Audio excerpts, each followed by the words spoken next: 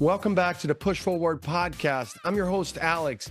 And I know for our listeners who are influencers, creators, marketers, they're always thinking about monetizing their creations, their content, their business online, always online. And there's a million ways that you could do it online. Today's guest is going to talk to us about authoring your own book. I'm really excited about our guest, Stephanie Feger. She's the founder and chief strategist of Empower PR Group. She's all about empowering authors, creators, entrepreneurs to make a real impact with their messages. So thanks for joining us today, Stephanie. Yeah, I'm happy to be here. Thanks for having me. All right, perfect. So before I get started into how you can help our creators and influencers who are scratching their heads and going, okay, so I've got all this content. I'm always chasing that next click or view. I want to get into how you got into writing and books and all of that. So tell us about that. Well, some people grow up with the book bug biting them young. They want to publish a book as a kid. It's a dream. It's a bucket list item. That was not me. Okay. I did not dream of that. I was a reader, an avid reader, never even considered writing a book. It kind of worked opposite for me. I worked in corporate America, moved up the ladder, was leading teams across the nation. And yet I was unsettled with something. Something wasn't right. I remember telling my husband once, if this is what success is, I don't know that I want success. Like I want success, but this isn't fun success. And I was in the thick of my pregnancy. So I had a lot of pregnancy insomnia, found myself in the middle of the night going, I think I need to process some things. So I would go to the computer screen, close my eyes, put my fingers on the keyboard, and words would just come. And as the words came, I started to kind of process life and see the world a little bit different. And before I knew it, it started to shape and evolve and adjust how my inside feelings were expressed outwardly. And I remember my friend and I were working at the same company at the time, and we had gotten wind that the organization was doing some layoffs, some shifts of layoffs. And, I remember people going, oh, well, your team will never be laid off. Like, you're so desirable. You're so needed. And I remember going, oh, but, we could, right? Like everybody is a chess piece on the chessboard. And so I remember going, we need a plan B. What's our game plan? If after a decade here, this isn't where we're supposed to retire from. And my friend and I got on a call and she's like, well, what would you do if you weren't here? And I said, I have no idea. What would you do? She had no idea. So we flipped the switch. And instead I said, well, what do you think I should be doing? And she said, well, I think you should blog. And I was like, there's no money in blogging. Probably a lot like the content creators you're talking. There's no money. I got stuff to do. We got to feed the kids and the cats. Right. But I went home that night and woke up the next day and said, challenge accepted. I'll start blogging and see where that takes me. And so writing then became a catharsis for me. And it started to help me actually articulate the story of which I didn't even know I had. Before I knew it, people were demanding a book from the writings, and the book was formed, and I was impacted by a massive corporate layoff, which pushed me to be able to get the book out. And through that whole journey, I keep shaking my head, me writing a book, this is insane. But the really fun, pivotal part for me, what happened a week or so around when my book came out and right before, when my publisher and book coach called me one day and said, how do you know how to market a book? And I said, well, doesn't everybody know how to market a book? It's not that hard, right? And they go, nobody knows how to market a book. And I'm like, yes, they do. And so we went back and forth. And what I realized is the book I had written wasn't in alignment with the skill set that I had grown up being educated and doing on the job. I'm a marketer by trade. So I thought everybody knew how to market a book, but nobody did.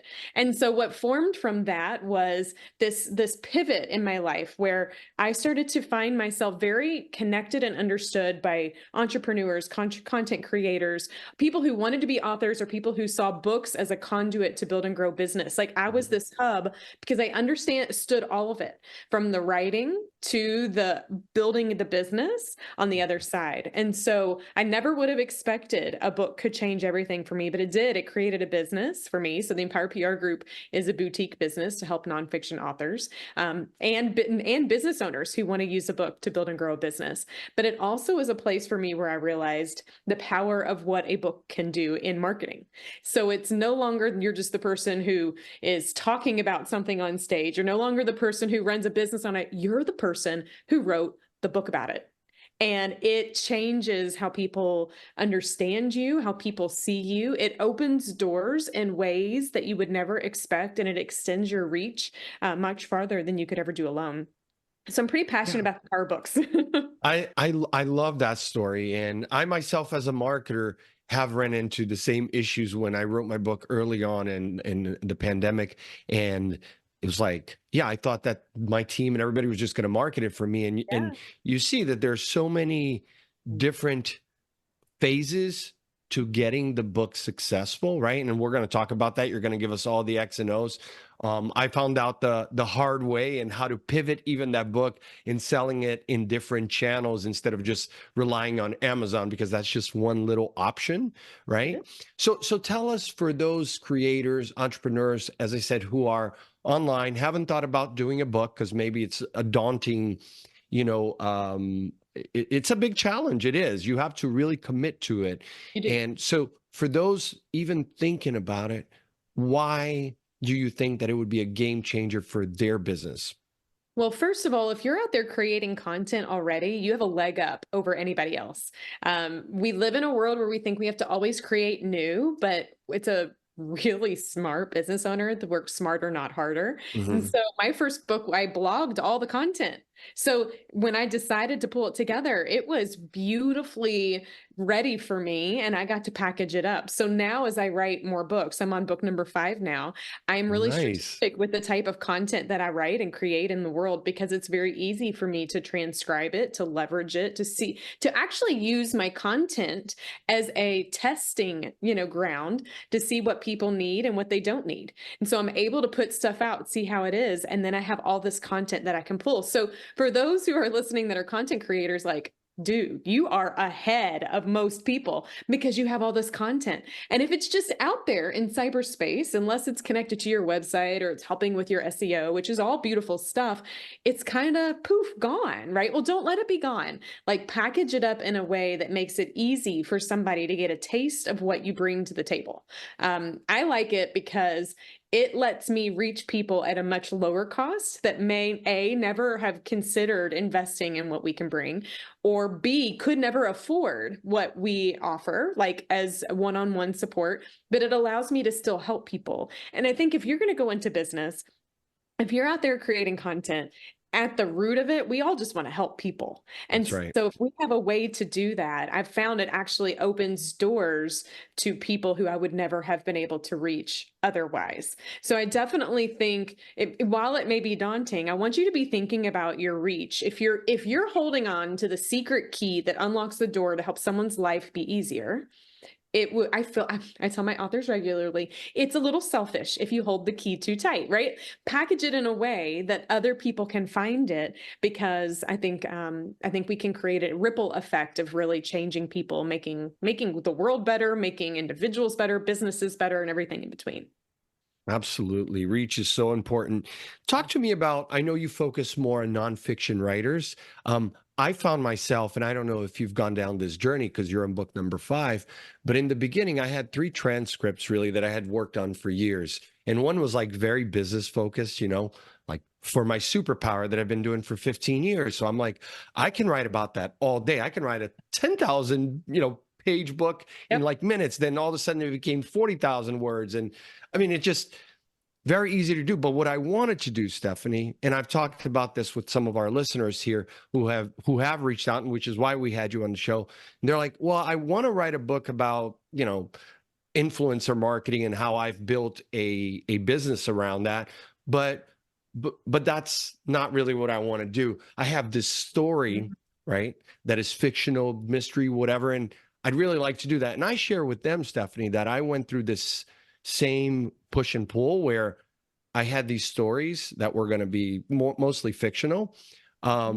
And I decided at the end of the day, to your point, that, that's not really my area of Right. expertise. While it Right. sounds good, I'm going to stick to, back to your point, Stephanie, which was, my superpower is this. This is what I can help people with. If this book becomes successful, at some point, I'll do this other pet project that may or may not really do much for too many people. So talk to me about that nonfiction versus fiction type of writing.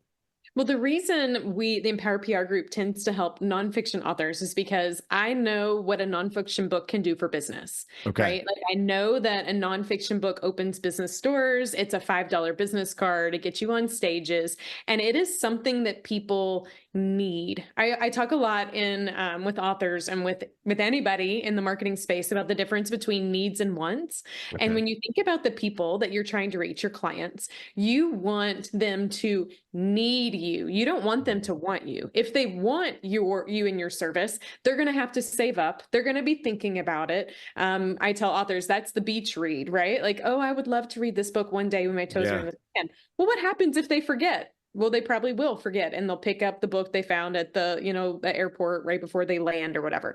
Instead, you want them to need it, like in their core, need it. And if they need it, then they've already invested the money in their mind to spend it. That $20 book is no big deal because they already know that is like pivotal in their Mhm. business. So I always tell people who are about to embark is think about your goals for your book. What will success be? What is it that you want out of it? And then how do you ensure this book is a absolute need for your readers? Now, there's this that's why we tend to live in the nonfiction space because it's a Yeah. lot more clearer there. In the fiction space, it's very foggy. But I do think we can learn from one another. I think if we just write a business book that's all factual, I actually Mhm. don't know that the book will resonate with people as much as if we integrate storytelling into that. So I don't know that it always has to be an either or. Many times I you agree. can interweave it, and I've actually found that people walk away and remember the stories. And so if we can integrate storytelling into our knowledge sharing, I think we'll have a greater impact. But listen, I'm like over here working on a fiction book too, so it is a Yeah. pet project. And I think that as Yeah. writers and authors, when we allow ourselves to explore other genres, whether we ever We publish them grow. or not, we grow, We we become grow. better writers, we become It better is. articulating. So like don't shut it down, but just I really do want you to think before you put metal to the pedal that you figure out what your goals, successes are and what your audience really needs. Yeah. That'll be the best focus for you. Absolutely. I love it. So speaking of need, Yeah. in terms of effective marketing strategies to get those books in the hands of people who want it, need it, and are going to buy it, Yeah. um, talk to us about some of those strategies. Well, there's a three-step approach that I've kind of honed in on over the years. I call it the author impact method, and I want you to think of it like a rock being going in water, and there's like a ripple. Mhm. The inside is the rock, and it's what every author and everybody who writes a book overlooks because it's not fun, it's not sexy, it's not what you want to do. But if you don't do it, there will be no ripple, and that is what I call your platform. We've heard of the word platform. I think we understand platform, but we don't understand platform. This is maybe some of your listeners understand it better. If we're online doing online creation, we understand the power of creating a place where conversions happen, right? So we Mhm. want to make sure we have clear messaging. We know our brand and our voice, that it's all consistent. So it's like we know where we're going to show up. We have a website. We have visibility in the right social channels. We're showing up consistently. We're clean, we're crisp, our messaging is tight. This is our platform because if we just go out and do the fun things, no books will ever sell, no business will ever convert, etc. But it's the one everyone overlooks. No one wants to do that part. Like the platform's not fun, right? Most people Right. don't want to just, work on that. But when you have a strong platform and it gets thrown into the water, I always say, follow me for this analogy because it's kind of silly, but it's a good one. When the rock goes into the water, the top of the water always goes down and it's like, hey, rock, like, welcome to the creek. Like, you're welcome here. We like you. And then if they like you, it pops up really big and it goes and tells the rest of the water about it. When we think about when we write a book or grow a business or Mhm. whatever, We also overlook the biggest ripple in the Mhm. ripple effect, which is the people who already know us, love us, trust us, believe in us, want us to succeed, but don't know how. And these are the people we're Mhm. already connected to. There are warm and hot leads. We tend to jump right over that and want to go be on podcasts or go speak for a living, or we want to go, be on television, or we want to go guest blog places, or we want to like just go elsewhere. But what we Mhm. should do is make sure that if we have a strong platform, the people that we're connected with are able to refer us, Okay. are able to recommend us, become a part of what we call in our side of the world a launch team or a street team. Okay. Because when you are empowering the people who know you, you don't have to like convert them. They're already converted. They want you to succeed. They just don't know that if they buy your book at a specific day, it's going to help you hit #1 on Amazon. Or they don't know that if they tell somebody about your book, that it could open doors for you to be able to speak in large groups, and that would be like they don't know because this isn't their world. So we want to make sure that our biggest ripple in the water are the people who are connected to us, know what we're doing, they're brought in, they feel bought in, they know that we care about them, etc. Before we go out and do visibility work. And when we do visibility work, when we're, out there on stages, when we're reaching out to bookstores, when we're figuring out like what our goals are with the book, our goal should be to pull them in and have them become new connections. Because when we do, then what happens is like this rotation of people that we like books start selling because the people in our connections are telling people and we're not having to do it, right? And so that's kind of the churn of this method is you've got a strong platform, you focus on empowering your connections, and this could be through email marketing, content creation, it could be through our social shares and show ups, etc., launch teams. And then we go and we look to new platforms of people with like-mindedness and say, hey, look at what we're over here doing that could help you. How can we work together? What could we be doing? And then they might come back and go, I really want to buy that book, or I really want to learn more about what that author or business owner brings to the table. That is a very authentic way. And that's the type of marketing I like to do, right? I'm not into buying email lists, right? I want to build the right one. And so how do you kind of keep that flowing and focus on the right things? Those are the 3 steps I always empower authors to think about. I love that. I mean, especially the one about the connections. Yeah. I certainly overlooked that. I We all focused just do. on my, business connections I and know. just said, forget friends, family, and everybody else. And it's Yeah. funny because, till this day, I still meet people who are like, I didn't know you had a book. Da, da, Mhm. da, da, da. I'm like, oh yeah, but No. but I just overlooked it because it was more of a project. Okay. But as it turned out, I mean, to your point, Stephanie, and I tell this to a lot of our listeners and influencers, creators that I work with who are, as you said, creating so much content and they have expertise in certain areas. It's like, look, it's going to open up doors for you, especially globally. I've been able to build relationships overseas and with other companies that I definitely know the Yeah. book played a role. I Yeah. It does. 100% can tell you. So it's Yeah. not about how many, Amazon sales or Right. or stars. It's the fact that, like, I'll give you a real example here that I give to my to our listeners here, which is, you know, I had no idea that associations would Mhm. be interested in a book about, my subject matter. And after I did it once, twice, 3 times, where an association will buy 50, 60 books, send it Yep. out to their members, and they buy it at a discount, but that doesn't matter because at the end of the day, it's putting me in front of those people who now I have, they're a member. So Yep. there's that trust, that It bridge. is. And then you come to, let's say, a workshop, Yep. a speaking engagement, and they're like, hey, I read the book. And it's just, Yeah. it adds so many layers to Sure. your, um, to, which is something that's so hard to do, as you know, online these days, to position yourself as an expert, Yeah. because sometimes we can't distinguish. And Mhm. this, I know our Very. listeners who are influencers and creators know it's very hard to distinguish between the people who really have the expertise and experience versus the ones who are not. By doing the book and doing it properly, like the route that you take them through, I Yeah. think it just adds more to the credibility, right? It absolutely does. And I have a real world example just like you to share because I was in the same boat. And listen, you mentioned that that it's easy and hard to overlook our connections. My team yells at me every book that comes out. Stephanie, we're not telling our people. And I'm like, I know. And I'm like, why? Because it's uncomfortable. I Yes. afraid that they're going to remember me as like a bratty teenager or kid in Right. diapers. Like Yeah. Stephanie is like not that person, right? But it's not true. They love us and they want to help. They just literally don't know how. When my first book came out in 2018, I was like pumped and massive explosions about it. This is also proof that good things come to those who wait. I was like 5 years later, it was this past January, I'm looking at my calendar. I received a phone call from someone who had been watching me. And this is what happens in our digital world. People watch and lurk. This is why I don't look at how many, online views or likes as Right.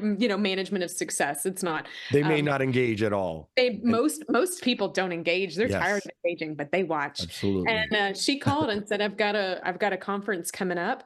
Would love for you to come speak." I was like, "Great." She's like, "If you want to sell some books, you can." Well, she told me the topic of the book or of the engagement, and I had been working on a book behind the scenes. And I said, we could do that book, but I really think this new book is what you need.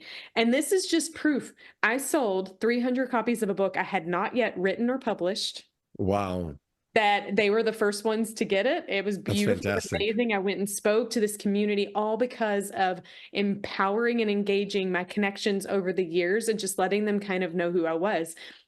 And being referable, right? She came referred by somebody. It was glorious. This was my biggest highlights. And I sat That's back and fantastic. watched. But it's just proof, right? Like, would she have called if I hadn't written a book? Probably not. Would my message have been any different? Probably not.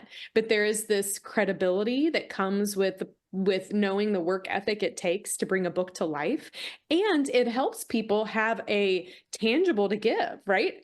300 copies plus I got paid to speak. So like that's the other thing. If you're looking at monetizing, if you're creating content, you're silly if you don't package it up and create a book to go with it, because that's another revenue stream that is out there that people will invest in, both for their team. Sometimes they'll buy in bulk like they did at that event. Sometimes individuals will buy, but I'm a big fan of a one-to-many approach, and books Mhm. allow us to do that. I love it. Such a good story there. Well, before we wrap up, Stephanie, I'd love for you to share some advice or some final thoughts for the entrepreneurs, the, influencers, creators who are thinking, I think a book could be that vehicle or that thing that I can add in 2024. What advice would you give them? Well, first I would say before you even decide to write a book, I would take a step back and go, what will success look like for me? I always Okay. tell people, what is success? Figure out what that is. Is success more speaking engagements, more clients, more revenue, whatever that is? When you have clarity on what success is, then when you come to figuring out how a book fits in, will help you kind of form what that book looks like. Let's say success is you want more people to come to or to participate in workshops. Well, if that's the Okay. case, then the book you create may be a book that's used within workshops. That might be a better book than this other book idea. If it's that you need more clients, maybe the type of book that you create is focused on sharing some of the foundational skills that then you build on, right? And so understanding what success is can also Okay. drive the type of book you write. Another tip is not all books are created equal. And I'm sharing this with the most loving of words. I don't want you to just write any book. I want you to write a marketable book that will Mhm. sell. That is a very different than just any book. So you can go and churn out a book and put something on Amazon overnight if you want. But if it lacks professionalism and you're looking to leverage this book to grow a business, it could actually diminish your credibility.